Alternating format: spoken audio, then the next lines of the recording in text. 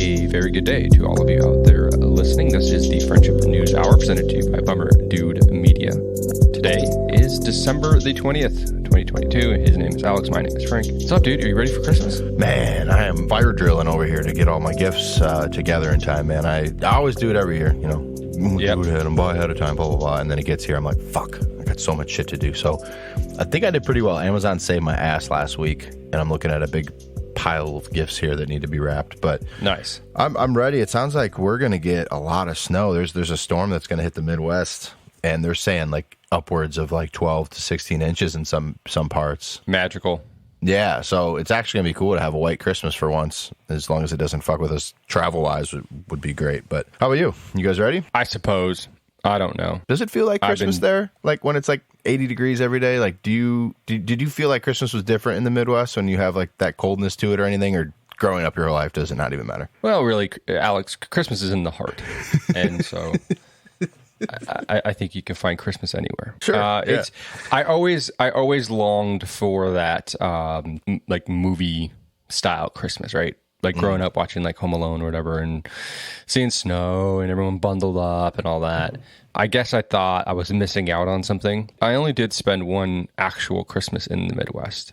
I'd always come home for Christmas. I don't know that it felt any different because you like the lead up to Christmas is all good and then Christmas is over and it's like, okay, now it's 3 months of just pure hell. It wasn't worth it for this one holiday. I guess this year, I don't know. Every year is different, man. Every year is different. I thought I would feel a little bit more excited for Christmas because of the newborn, but I don't. Yeah. Christmas is still feels like a chore, and he doesn't really know one way from up. So to him, this is just another day. So he doesn't really appreciate it, and yeah. Not to sound like Scrooge McDuck over here, but it's like every year is different. I don't know. As you're maybe I'm not the only one that feels this way, but like as an adult, I feel like Christmas is hit and miss every year. Sometimes I'm just like really in the spirit, and sometimes I'm just like I could give a shit less. And this year feels like the latter. I agree. Yeah, I was just talking to my sister Jasmine about this. Like it feels as I get older and older too. Like it's just not as it has lost the shine, and it's just more like, okay, God, I got to buy all these gifts. We got to go to all these places. It is. It's like a chore almost, which sucks to say. Like it's awesome that I'm going to get to be with my family. Like I'm not complaining there at all. This will actually be like the first Christmas. We always go to my grandma's Christmas Eve, my mom's mom, and this will be like the first Christmas that all the grandkids are together there in a long time. So like I'm excited for that and all that. But it's just I'm not a great gift buyer. I fucking hate wrapping gifts. That's honestly the worst part of Christmas to me is wrapping gifts. So I've developed an approach where I just put most things into grocery bags or the boxes they came in and just give it to them that way. This is how much I care about you. It makes my life a lot easier. There. Christmas brought to you by Trader Joe's. We started a new rule too in our household that you no longer buy cards for people because I think it's the biggest waste of money ever. You got to make the card. Oh, then okay. It costs nothing. Yeah, there you go. You know what I mean? And it takes a little more effort. Absolutely. Put some skin in the card game. Yeah. So we got that going on, but I do have some good gifts to give this year. I'm excited about a couple things that I've found. Is there anything you really want for Christmas? No, dude, I don't. I got everything I need. I don't want. There's a couple kitchen items that I asked for that I expect to get. If you're listening, I expect these gifts. But no, honestly, dude, I don't. We took a trip to Hawaii last week, and that was kind of our Christmas gift to each other. Yeah. And we've been doing that for the past. This will be like the third year run-in of that tradition. So it's really cool. I appreciate that more than anything, mainly because I'm like you. I'm not a good gift buyer, and so like the thought of buying a singular gift for a significant other provides me so much anxiety that it's so much easier to just say, yeah, we'll go on a trip and that's our gift. And then I'm not like looking for something and wondering if I did it right or wrong. Yeah. I mean, that's the way to do it though, man. Like you guys that's a memory. You're buying the memory there and the experience together instead of like a potential knickknack that maybe is cute for a year or something, but then ends up in a box or in the attic or whatever the fuck. And exactly. The one thing I asked for, I need a new golf bag. I haven't had a new golf bag since my sophomore, junior year of high school. So I've been rocking with my Tommy Armour for quite a while. So I did ask for a Titleist golf bag, and lo and behold, 2 days later, I came home and there was about a 4-foot Titleist box on my front porch. So I don't know. I don't know for sure. I don't want to speculate, but there's a good. It's looking good. It's a good chance. Yeah, that's a good sign. I saw a reel the other day of this dad walking home with his 2 daughters, and the Ring camera catches him going, close your eyes. And there's like a big, I don't know what it was. It was like a pink box with, it might have been like a play set or like something. And he rushes them into the house. He goes, you didn't see that. And I was like, oh man, how Christmas has changed. I remember being a kid. Did you ever find your mom's spot? Where she hid stuff? Mm-hmm. I never did find it. Oh, really? Wow, I found one of my Christmas presents on accident because she was like lazily hiding it, and I was chasing the cat around the house, and I looked under the bed and I saw it. But I never did find a spot. And she goes, when you have kids, I'll tell you where I hid it so that you know. I got to think it might have been like the crawl space under our house, or maybe there was a spot in the attic. Yeah. I don't know. On or on, but that's awesome. Well, so how was Hawaii? You went there, you ran a marathon and vacation with the fam. How'd that all go? Yeah, dude, it was awesome. It was great. The only drawback to Hawaii is that it's crazy expensive. Oh, yeah. But other than that, dude, it was so cool. So we didn't do very much on the island because we had the baby. So I think the most that we did was we drove. We had a rental car and we just drove around the island. Like the main one? Is that Honolulu? I'm sorry, I don't know my islands. Oahu, yeah. Oahu. We stayed in Honolulu, and then we drove up to the North Shore and then back around the island through kind of through the middle of it in like the jungly area and then back down. But it was great because, we couldn't go snorkeling, we couldn't go surfing, unless it was one of us doing it and the other one was watching the kid. So all we did was like relax. Nice. We had a drink in our hands almost at all times. And if we weren't in like a bar, we were at the pool chilling. The baby was great. Yeah, it was honestly the best trip because we just relaxed. We didn't do anything. Nice. And how did your running go? Yeah, it was fun. It was good. It was a good run. I was pleased with the results. I could have been a little faster. I cramped up right around 18, 19. And so I had to like stop and kind of like massage out the thighs a little bit and get all the lactic acid out. So it kind of slowed me down a little bit. Other than that, though, it was a good run, but very disappointing in its beauty. Really? Not a beautiful run. Yeah, it was. It was all along the ocean, but it was houses on either side of you, so you couldn't see I saw the ocean maybe like 3 times. Oh, damn. Yeah, I know. It was pretty whack, dude. It's a hyped up marathon. A lot of people come to it. There were 28,000 people that signed up, and 8,000 of them were Japanese nationals, which was really cool. A lot of Japanese people there, and those people are funny, dude. I saw a guy. He was one of the faster ones because he was coming on the other end. He was a very skinny Japanese man wearing a full Minnie Mouse costume and just booking it, dude. Just going as hard as he could. It was great. How is the climate in Hawaii? Like, is it humid? Is it tremendous?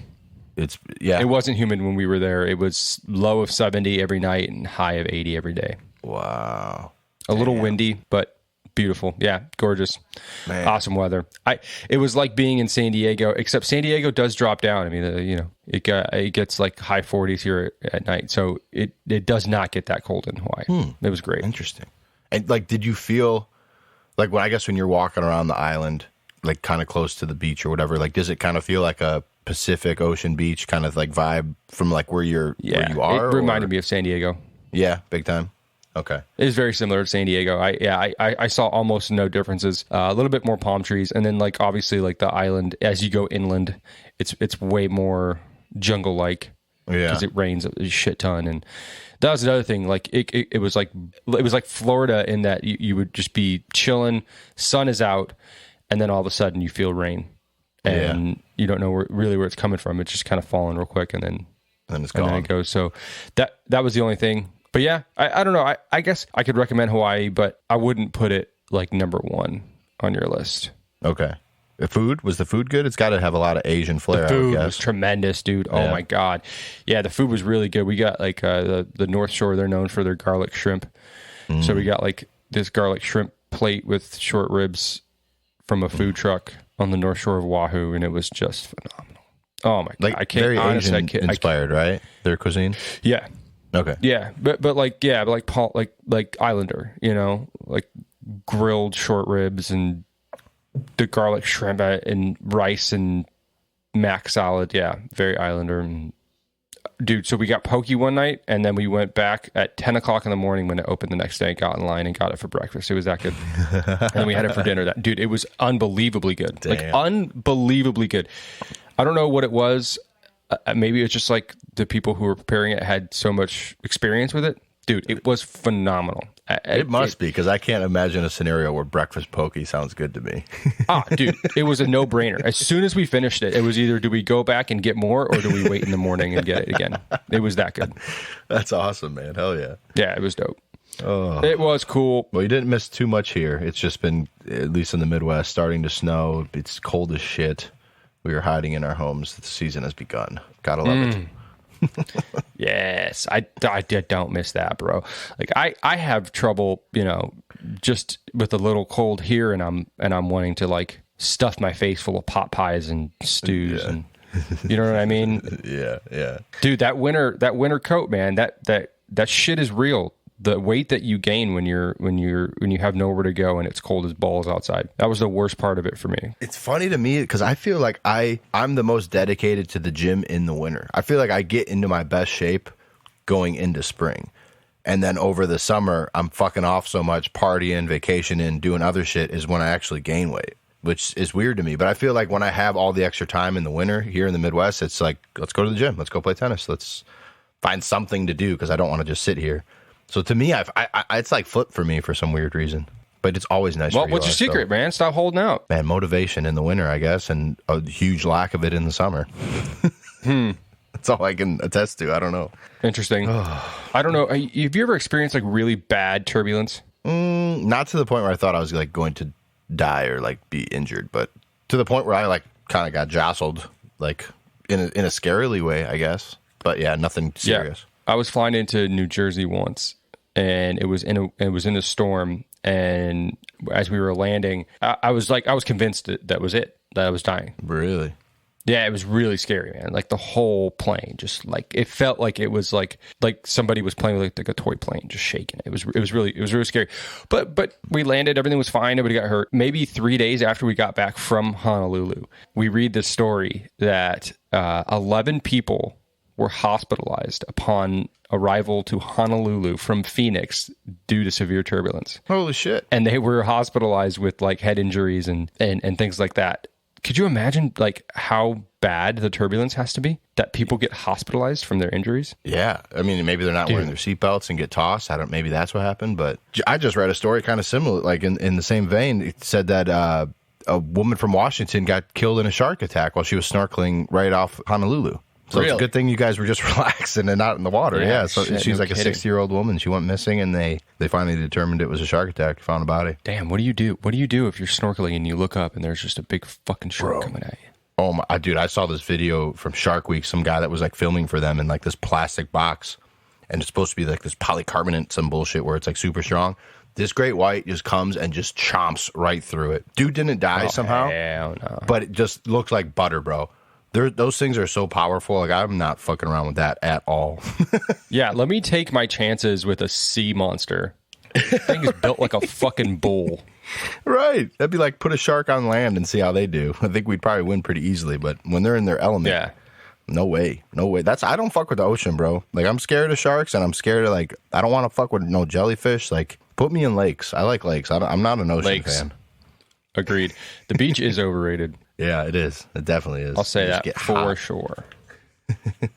I say that because I have unlimited access to it. I was golfing on the beach yesterday, and here I'm saying it's overrated. Hey, what do you know about the origins of Christmas? Little to none, other than I remember when I was a kid, like there was St. Nicholas Day, and you put the shoe out, and he put food, candy, or money, or some shit into it. That's really all I really know, though. Yeah. Well, I didn't know much about it either. And I figured it's something worth knowing since we kill ourselves every year. And just to see like kind of how far we've come from what it was way back in the day. So for 2,000 years or so, Christians have been celebrating Christmas as the birthday of Jesus.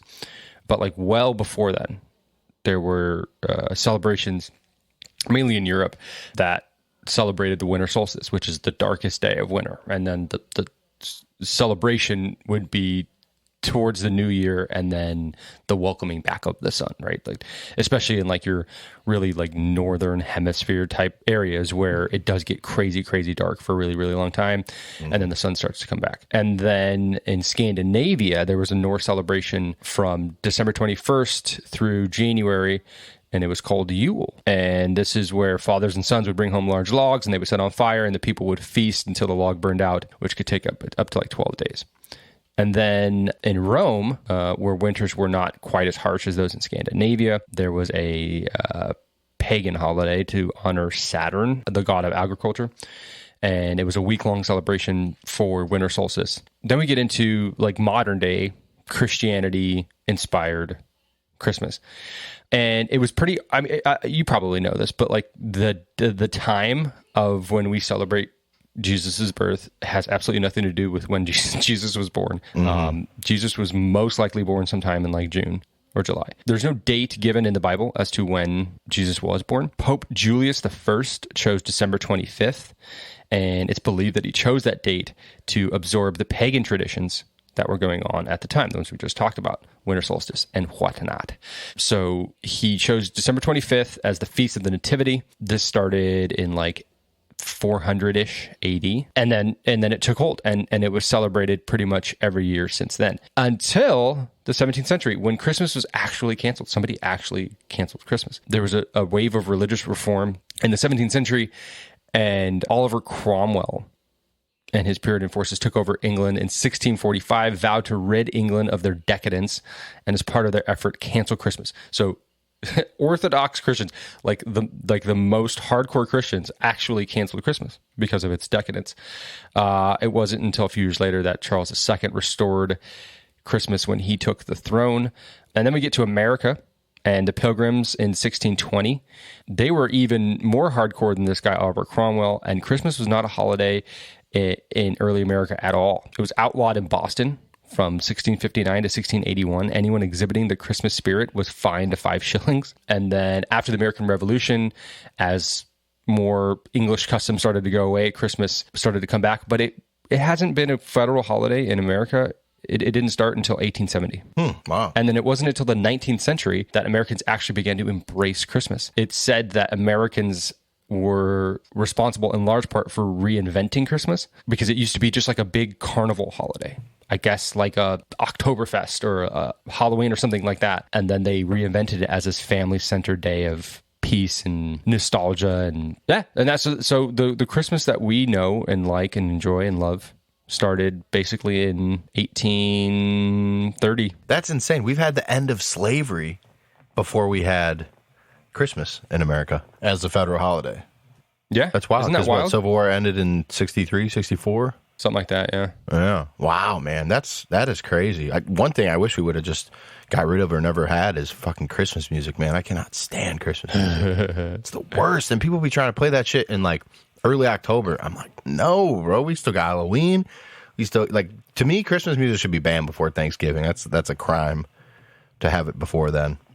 But a lot of radio stations, like, I think November 1st start playing that shit, which is just unbelievable. Yeah, no, I agree with you. It is rather annoying and played out, and that's it just doesn't like contribute to any sort of real positivity around Christmas time. It's all just kind of repetition. It's just like blowing my brains out, dude. Mm-hmm. It's same songs about the same shit.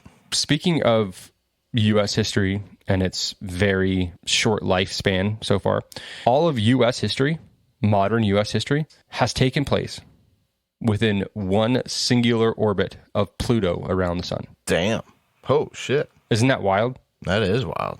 Wow. So 1782 was the last time that Pluto made like a full circle around the sun. American independence was 1776. And then the Civil War was 1865. Discovery of Pluto was 1930. And then in 2030, Pluto will go back around again to the place that it was in 1782. I love space. But I also love news, so we should probably get to some stories from this week. Pretty big-ass thing that happened this week, though. The World Cup finally came to a close, man. And I remember at the beginning of this whole tournament, when we saw Argentina lose to Saudi Arabia, we were like, oh, man. Like, what's going on? You know, is there a chance that Lionel Messi doesn't even make it out of the first group Did you stage see all of this those World Cup? Iranians running around, and they were like, where's Messi? Do you remember that? No. They were like crashing interviews of like international like reporters, and they would come in and they go, hold on one second. Where's Messi? And they would just run away. Damn, that's crazy. I forgot about that. Yeah, so on Sunday, Argentina defeated France in maybe one of the best soccer/football games I've ever seen in my life, at the end of it at least. The first 75 minutes wasn't anything too crazy to preach home about. Argentina controlled the pace. France looked like shit, and Argentina was up 2-0. And I think it was like the 75th minute or right around there. Mbappe got a penalty kick, put it into the goal, gave France some life, and about 90 seconds later, including celebration time, Mbappe put in another just beautiful scissor kick volley out of the air. Made it 2-2, sent it to extra time. Something that's very rare. Both teams scored in extra time, which sent it to penalties. And in penalties, Argentina took it, won the first World Cup since I think like 50, 60 years for them, since I think it was like Maradona played for them. And Lionel Messi gets his first World Cup, and I think, in my opinion, cements in the history books, or however you want to look at it, that he is the best of all time, or at least better than Cristiano Ronaldo. There's been a lot of debate who's better than who, and I think this kind of seals it, because Cristiano's never even been to, I think, even the semifinal, let alone a final, and he's definitely never won one. So I think this kind of gives Messi the edge, as he's won pretty much every trophy you can win in the sport. So congratulations to him, Argentina. They were welcome home yesterday with like a huge parade and people going crazy, and looked like a party. Heroes welcome.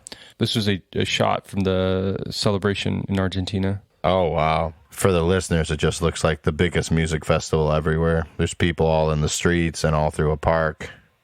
That's Messi, actually. It looked like Maradona. Wow, dude. That's so many people. Oh, my God. Wow.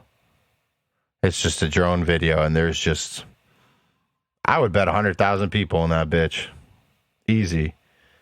Wow. Yeah, you think it means something to them? Yeah, I would say so, man. Cheese and rice, dude. That's crazy. I don't know if you'd see that in like in New York. Like, we'd be pumped we won the World Cup. I don't think you'd see that. That looks like no championship parade I've ever even seen. It looks like an entire nation has spilled onto the street here. Mm-hmm. Yeah, that's pretty damn cool. Good for them. Good for them. Yeah. Congrats to huge. Argentina. I don't know much about soccer, so I can't speak to anybody's legacy within the sport. You do know a lot about betting, though. I know you're quite familiar there. And did you hear about the gentleman, I think from New York, that had the 7 parlay bet? He picked correctly the champions of like the last 6 sporting events. So he picked like the NBA finals, the World Series. Yeah. He picked all these. So, and his final leg of his parlay was France to win the World Cup. So throughout this World Cup, as it's gone on, you know, he bet $26. And if France won the World Cup, that parlay would close and he would win. I think it was like almost $600,000. So, you know, as this World Cup keeps going on and on, he's holding that company, like as they do, try to like buy the bet back so they can do like the lower payout. I'm sure you're familiar with that. Uh-huh. And basically it got to this World Cup final, and right before the final, he was offered $283,000 to sell. And he did it. He did? Yeah, because if he wouldn't have, he would have lost the whole bet, and he would have lost all his money. You don't know that. Yeah, you don't know it going into it. So I think really, he bitched out. He did bitch out, but it was a smart bitch out, because he walking away with now, 283. Hindsight's 2020.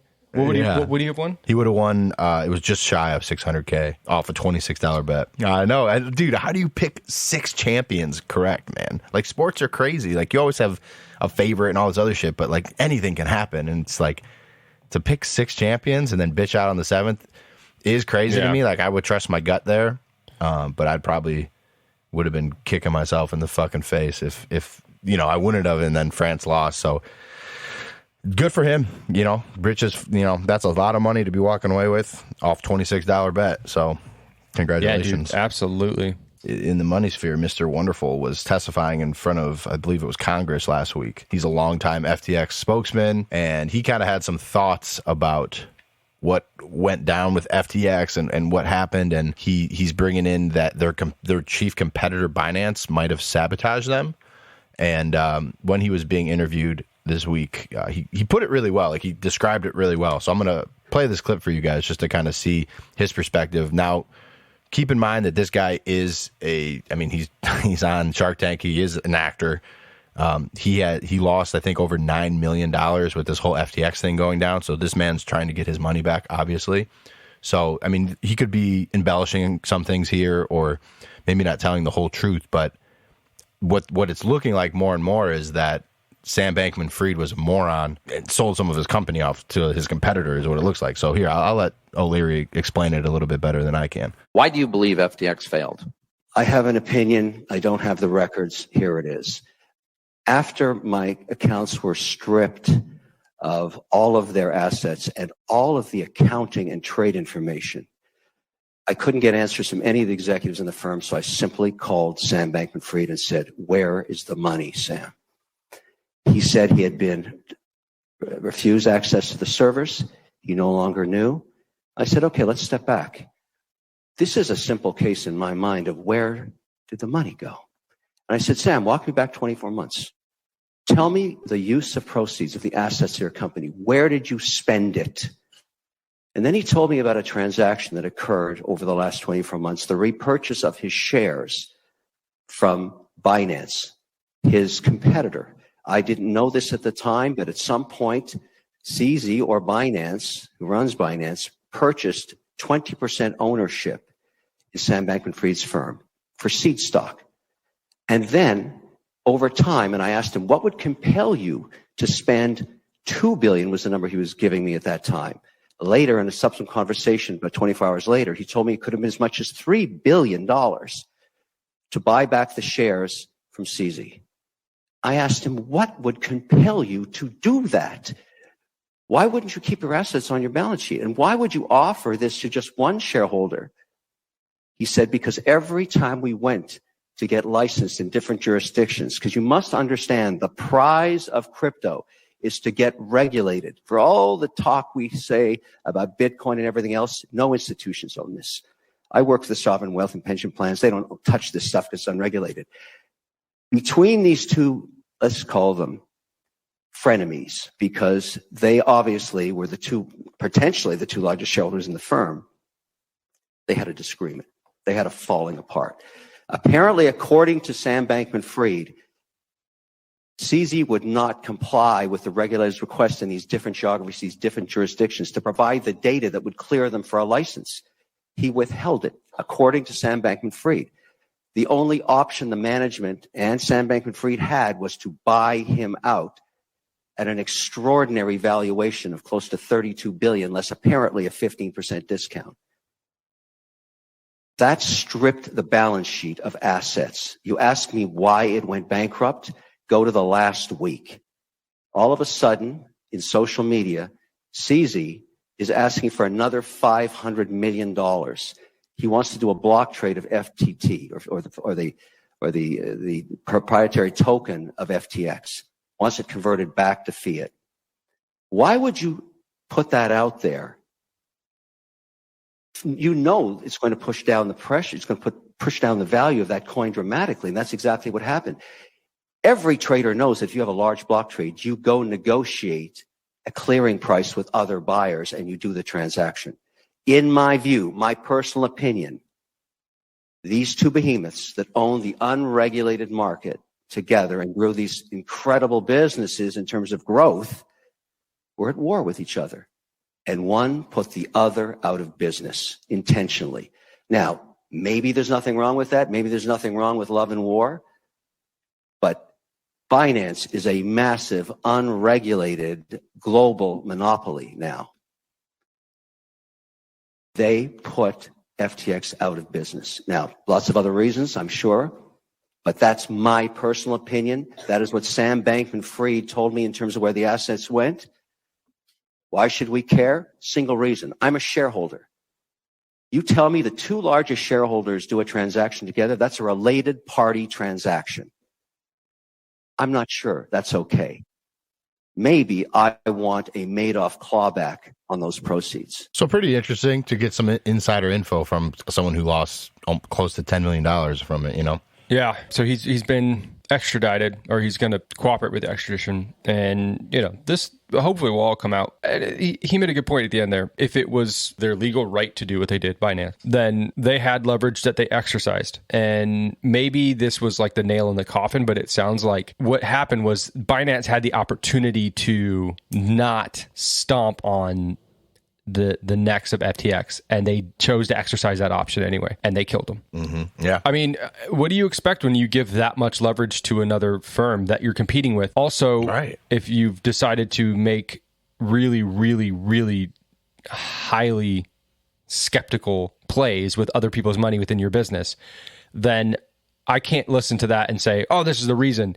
But, you know, is it shady? Yeah, probably a little bit, but certainly, you know, I think this is more backstory and you know, if I'm this guy, yeah, I'm trying to recover my 10 million for sure. So then I saw another interview following this one that was interviewing CZ, the guy that runs Binance, and they were pressing him hard to be like, if there is a Madoff clause here and they are trying to get this money back, are you that liquid? Like, could you provide that? And he would not answer the question. He just kept saying, like, we'll let the lawyers handle it. We're in a great position, but we'll let the lawyers handle that one. So, like, to me, it's like, okay, well, what if Binance went and did something crazy with that money? Like, where does this money, where did it go? And it's like, these people are never going to get their money back. That's probably true. Yeah. And I think the most true thing out of all of this is that this is still the riskiest play if you are deciding to invest. Mm-hmm. And like he said there, it's not regulated. So it's massive and there's value in it if you can see it, but it's completely unprotected. So when they say regulated, what do they mean there? Is that like your money's insured, like when you would put it into a bank? Is that kind of what they're saying by regulated? Regulated means that it's scrutinized by the federal government and that there are laws in place and protections in place on how you can and cannot handle this money. Gotcha. So it puts like bumpers up so that you don't go into the gutter. But because crypto is not fiat money, right? Fiat money basically means funny money.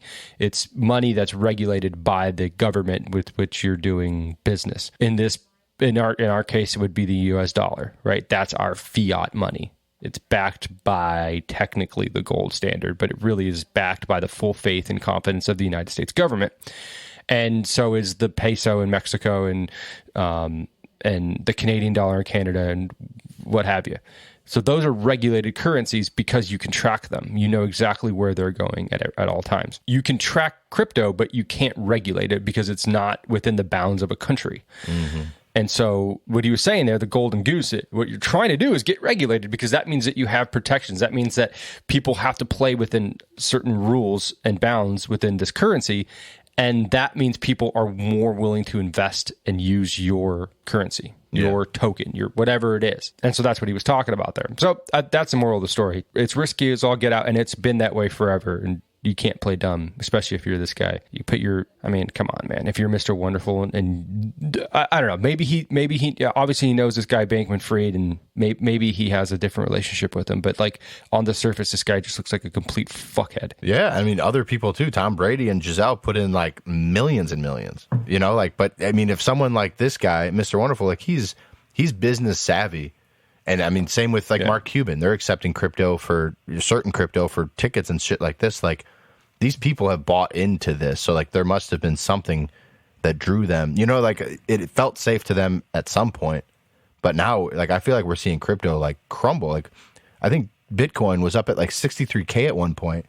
And the last time I checked, Bitcoin was down in the 20s. I'll tell you what it is right now. Bitcoin as of this morning. It's like 16 something. Yeah, as of this morning, it's down to 16,833. So people like Odell Beckham, who took their contract in Bitcoin, lost buku money, so much money. He took that contract when it was up at 60, and that his contract now is worth, or that contract he signed. I know he's a free agent and everything, but is worth less than a third of what he signed for. But he has to pay taxes on the evaluation of the day he signed the contract. So he literally is going to lose money on the contract. Yeah. Yeah, it's risky, man. I haven't touched it too much, man. I 100% risk. Dogecoin got me interested, but I just kind of I kind of bowed out. I put a little bit of money in Bitcoin because I think it's like the most stable of them. But I'm kind of just trying to get away from it at this point as this continues to happen. Yeah, I mean, a great lesson here. Great lesson. Basically everything that's gone on in the United States for the past 5 or 6 years. And this all really boils down to the Federal Reserve keeping interest rates at near 0% for 12 years, right? And the culmination of that was a really, really, really good American economy with jobs and innovation and investment, everything flourishing going into 2020. All of that coming to a halt. And the federal government pumping giant sums of money into an already roaring economy that happened to be shut down for a reason that is not economical at all. And so what you have then is this big, giant flood pool of cash. Just sit fucking giant pool of cash. And that's how something like Dogecoin can go up. But rising tides raise all ships. And so all of this inflated. Big, giant inflation. Big, giant inflation. Big, giant inflation. And that bubble has to burst because it's not based on anything substantial. And that's what we're saying here is all of that crumbling down. Unfortunately, and I am no economist, but if I'm just looking at very general trends and what the Federal Reserve is continuing to do, which is raise interest rates, I see this economic downturn and people losing more large sums of money increasing or staying constant in that for probably like another year, maybe two. I think it will get worse before it gets better. I do not think that we're out of it. And I expect to hear more stories like this one of FTX where they've been supported by hype and hot air and just basically bullshit. I'm really interested to, once these presidential debates and everything start, to kind of hear Biden or whoever it is, whoever is representing the Democrats, like kind of defend what the fuck has gone on with our economy the last 2 to 4 years, like by that time, because I can't see us being in a much better place within a year or so. Like you're saying, I think more of this shit's going to keep happening. And it's like someone got to be accountable for that. You know what I mean? And inflation's the highest it's ever been. We're giving away shit ton of money to Ukraine and other countries. It's just someone's got to answer for that shit show that's going on there, man. And with blood, they have to answer with blood. The Twitter files, have been continuing on. I've read a majority of them. Won't go over much of it again here. We the last time you and I recorded, we went over it pretty deeply. It goes along that same trend, right? They talked about the decision to actually ban Donald Trump from the platform, and then kind of subsequent things that went on within Twitter, between Twitter and mostly the intelligence community, FBI, CIA, things like that. One thing that a theme that I've tried to portray over the course of this show is that there's nothing new under the sun. When the pandemic hit, everyone thought, oh, this is new and novel, and we've never gone through this before. Quarantine is something that was thought up in like the 1600s when ships would come into port in Italy, and it meant 40 days. You had to stay on the ship for 40 days before you can get on land. Nothing new under the sun, just in scale. So I wanted to show everybody some clips from the 1970s. And this is going to be Senator Frank Church. And he appeared on NBC's Meet the Press, and he issued a warning about technology perfected by the intelligence community, which could be used by the United States government against its own citizens to create total tyranny. Sound familiar? But let me tell you this. In the need to develop a capacity to know what potential enemies are doing, the United States government has perfected a technological capability that enables us to monitor the messages that go through the air. These messages are between ships at sea. They could be between units, military units in the field. We have a very extensive capability of intercepting messages wherever they may be in the airwaves.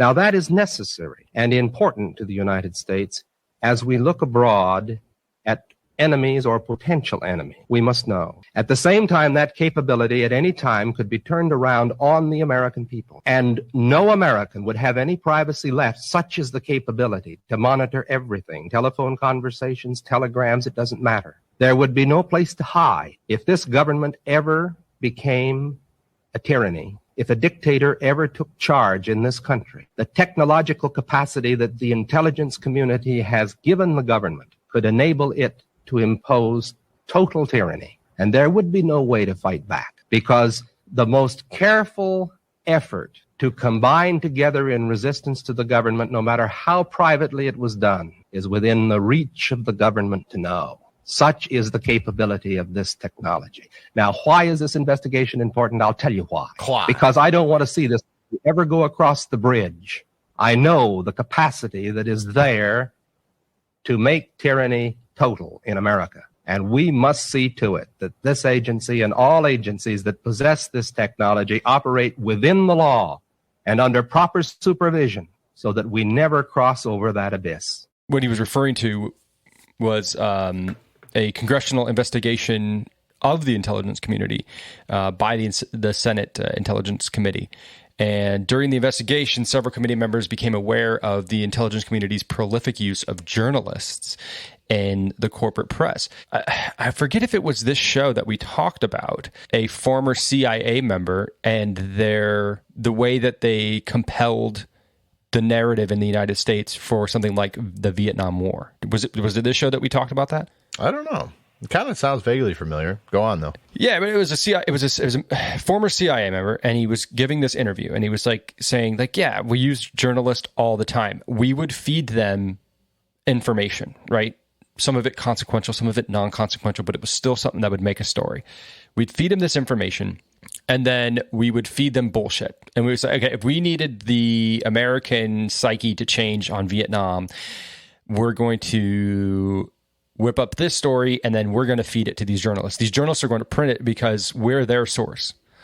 So they're going to print it because we have made their career, essentially. Mm-hmm. And this Frank Church's investigation in the Senate Intelligence Committee was for that exact thing, right? The scope of the intelligence community's use of corporate press was downplayed in its final report to avoid the embarrassment of exposing some of the most notable journalists and news organizations of the 50s and 60s. It kind of makes you wonder, as these Twitter files come out, is the CIA and the FBI out to protect the American citizen? Option one.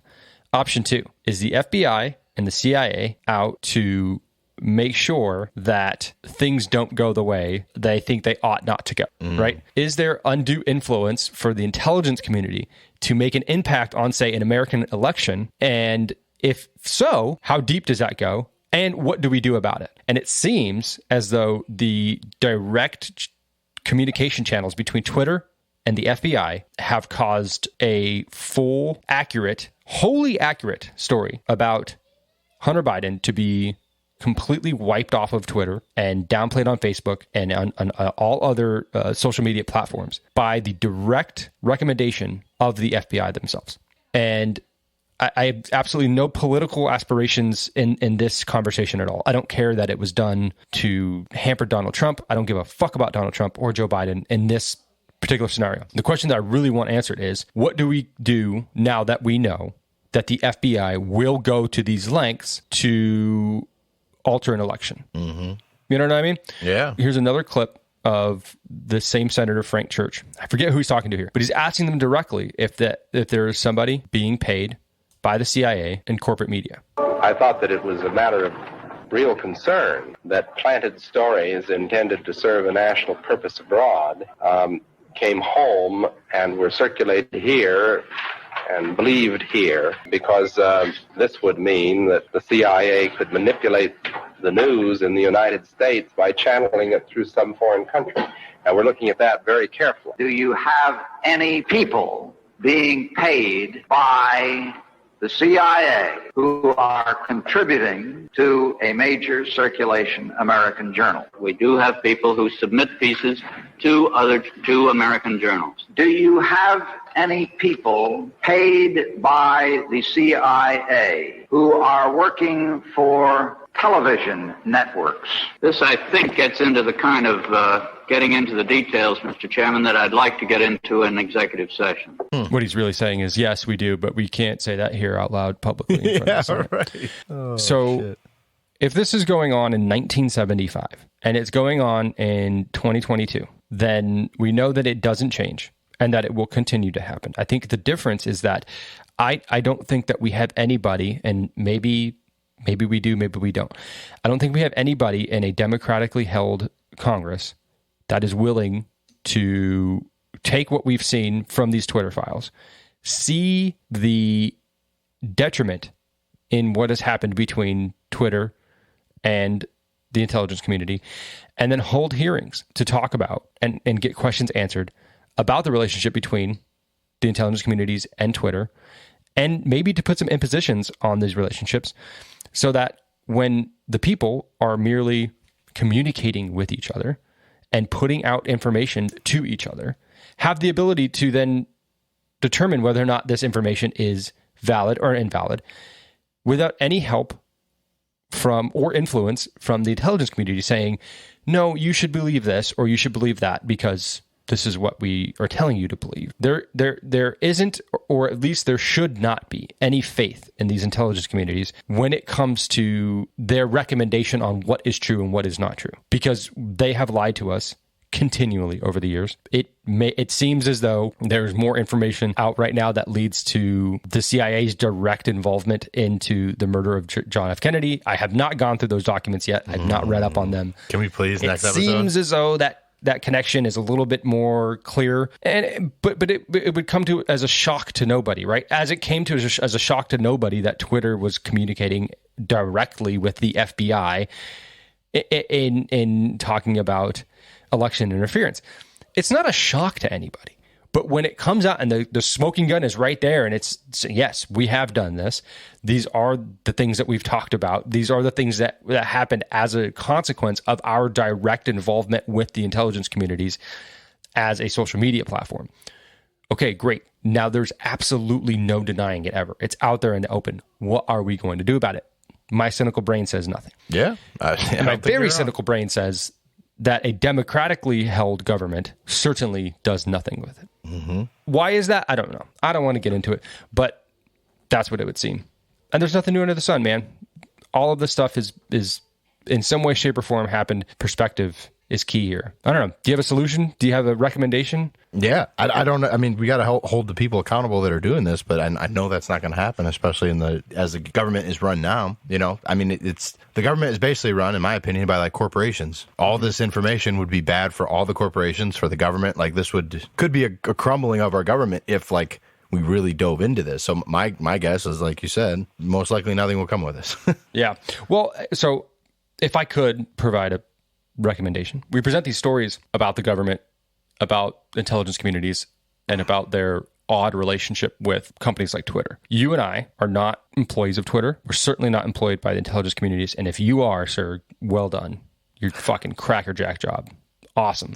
They should hire people more like you.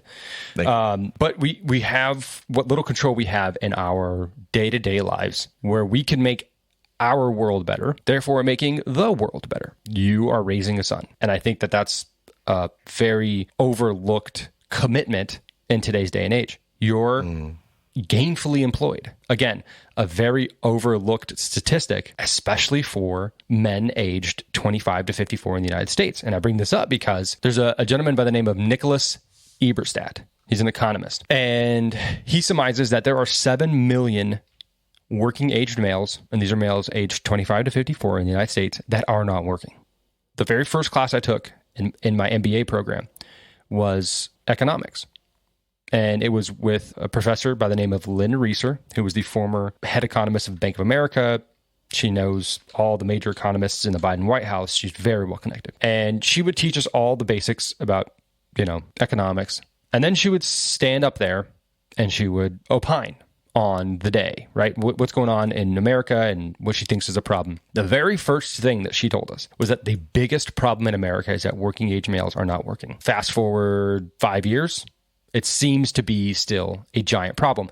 But the question is, What are they doing, right? What do you think they're doing? Smoking drugs and playing video games. Playing Call of Duty stoned. Absolutely. That's what I'm doing. Yeah. They're not volunteering, right? Yeah. They're not worshiping.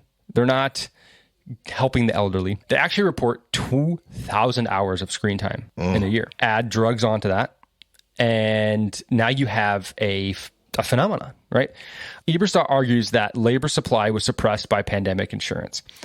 The unconditional $600 a week and later $300 a week in, quote, unemployment benefit included 17 million people who were not technically unemployed. Returns to work increased when the $300 a week pandemic unemployment benefits were shut off. Shocker. People went back to work.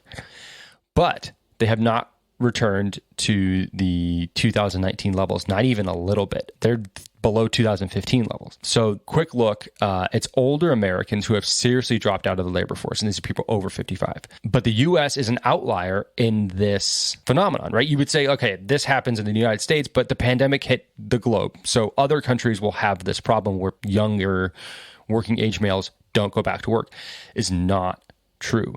The United States is by far in the worst shape. I think the only country that comes close to us is Italy right now. Italy and it looks like Denmark, maybe. And we plummeted, especially since the 2008 recession. The employment rate in 2005, the labor participation rate for this age group was 91%. And today it's at 87%. You might think, okay, 87%, that's not bad. That's shockingly low. Shockingly low, especially as we are the world's largest economy. If we can't get these men to work, then I think what that spells is kind of disaster down the road because it sets a trend. We have a strong labor market, right? There's jobs to be had. A flexible labor market, there's jobs to be had where you don't have to go to work if you possess the skills to do the job at home.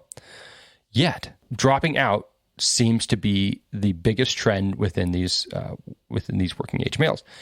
And I think something that has to do with that, and this is what Lynn Reeser had offered as her explanation when she first brought this problem up, was drug use, was the opioid epidemic. That the working age males from 25 to 54 are not participating in their own lives. They've dropped out completely to the point where they don't care and they're just dying on the street.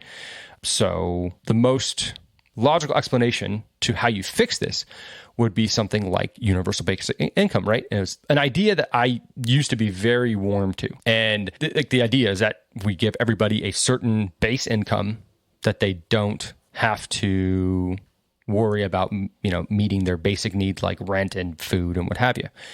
But it's pretty clear that people, when they were given these unemployment benefits during the pandemic, chose to do absolutely nothing. And that might just be because the pandemic was out and nobody was doing anything in the first place. But it seems as though if you give people money, they're not going to go volunteer and they're not going to go plant a community garden, right? Chances are, especially if you are a man between 25 and 54, you are going to get high and you are going to play video games. And that is exactly what we have been seeing in the past 2 or 3 years. Well, I'm part of the problem. And that's all I have about that. I'm part of the problem. Yeah, but you are not a part of the problem. I want to make this very clear because you have a job and you are participating in your own life. And but I'm a large fan of life. Smoking drugs, particularly marijuana and Call of Duty. So, that's perfect. You should enjoy those things if that is what you choose to enjoy. But what if indirectly the people I'm playing Call of Duty with, I'm creating this problem because I'm hitting them up? What if they're jobless?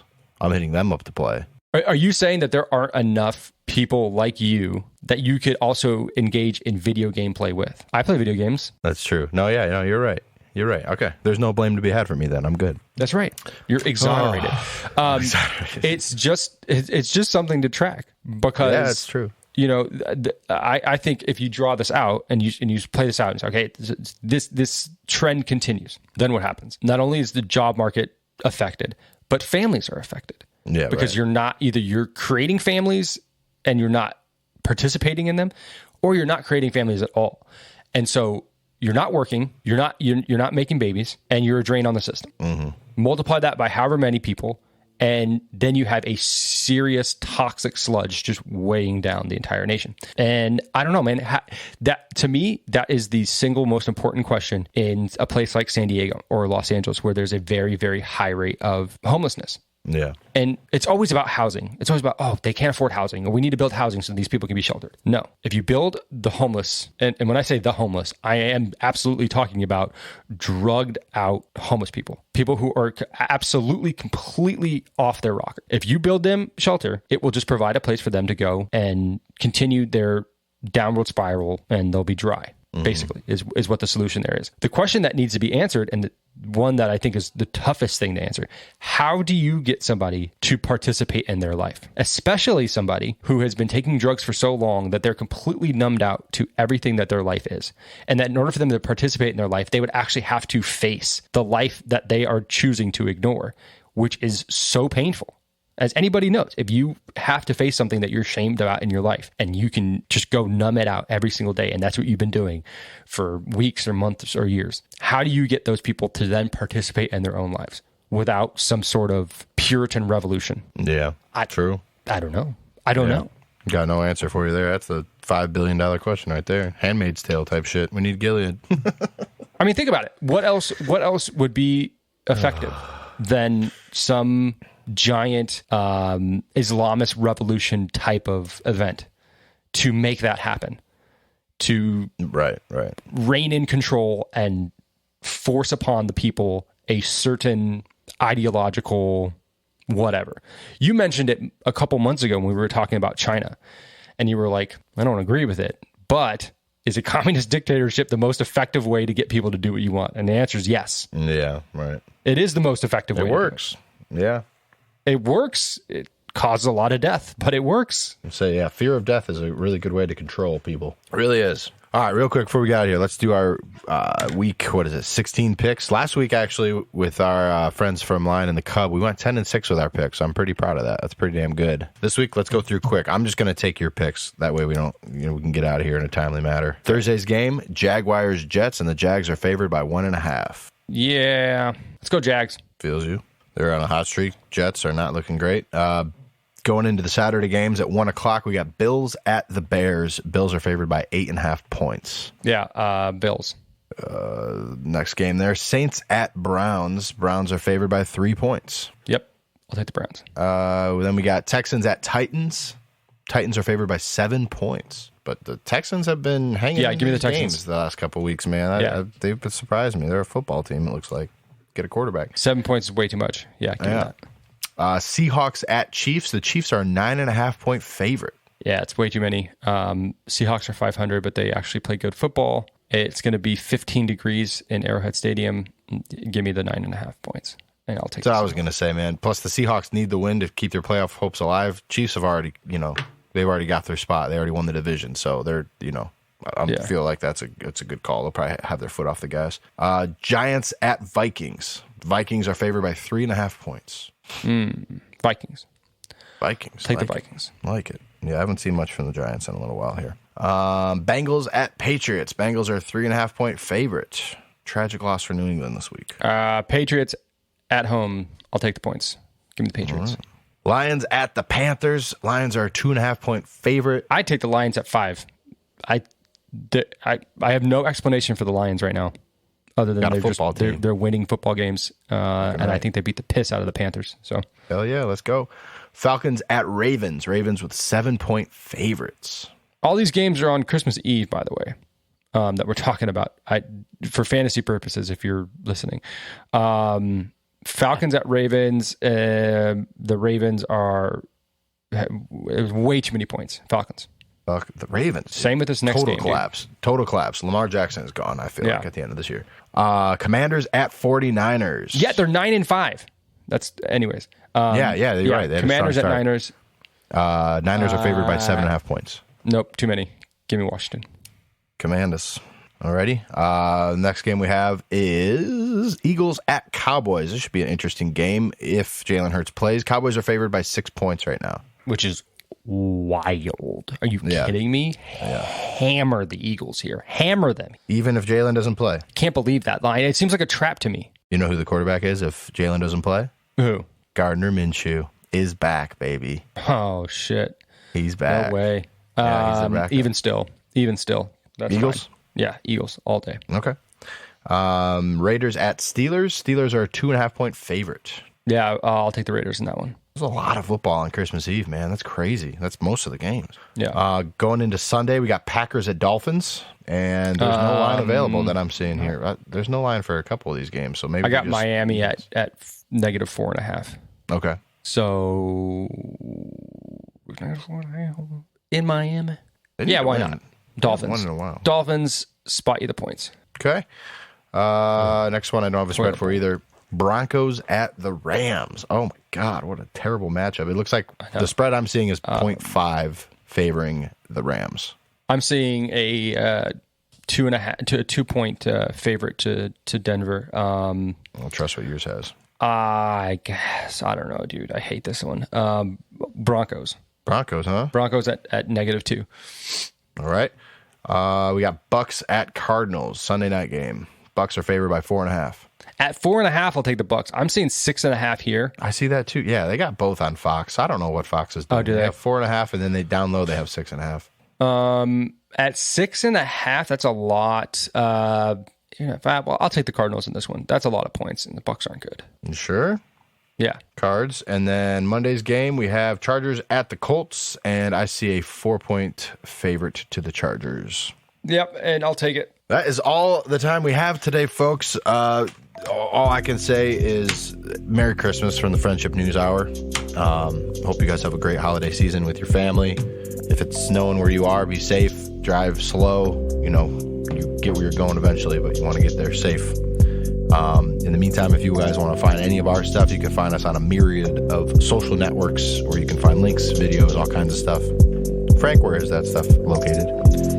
On Twitter at FriendshipNH, on Instagram at Friendship News Hour, and TikTok at Friendship News Hour. And you can send us an email, bummerdude.media@gmail.com,